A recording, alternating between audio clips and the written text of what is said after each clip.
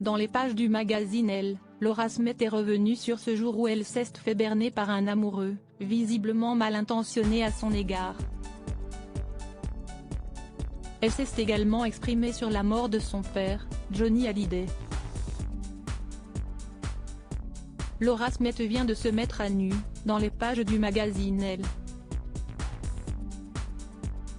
L'ex-compagne de Frédéric Beigbeder vient notamment d'expliquer à nos confrères qu'elle est parvenue au fil du temps à faire du tri dans son entourage. « J'ai développé un radar assez fiable pour détecter les intentions des autres. Ceux qui sont d'emblée trop gentils ou qui se montrent au contraire très déplaisants pour des raisons qui ne te concernent pas, si est vite vu. »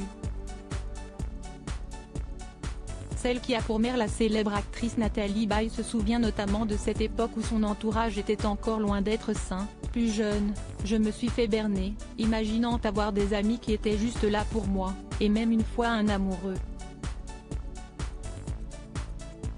On est d'accord qu'il y a des choses plus graves dans la vie. Mais quand on le réalise, sur le coup ça fait mal. L'actrice de 39 ans est donc aujourd'hui bien entourée. Elle se réjouit notamment d'avoir une assise familiale en béton, elle qui s'entend formidablement bien avec David Hallyday, sa femme et ses 3 enfants, Ilona, 28 ans, Emma, presque 26 ans, et Cameron, 18 ans, avec mon frère. Depuis tout ce qui s'est passé, on forme un clan très soudé, comme une meute de loups. Si est une force formidable. Tout va également bien pour elle sur le plan sentimental.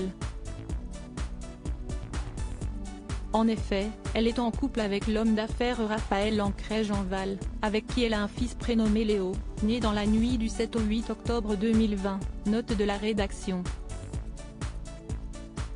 Ils se sont mariés 2 fois et fêtent cette année leurs 10 ans d'amour.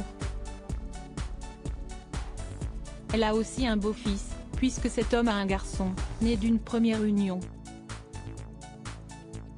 À noter que Laura Smet s'est également exprimée dans cet entretien sur la manière dont elle a géré les années suivant la mort de son père, Johnny Hallyday, alors que l'héritage est enfin réglé entre les enfants du chanteur et sa veuve Laetitia. « J'ai été embringuée dans une histoire qui ne me ressemble pas et qui a renvoyé une image de moi à des années-lumière de celle que je suis », a-t-elle notamment déploré.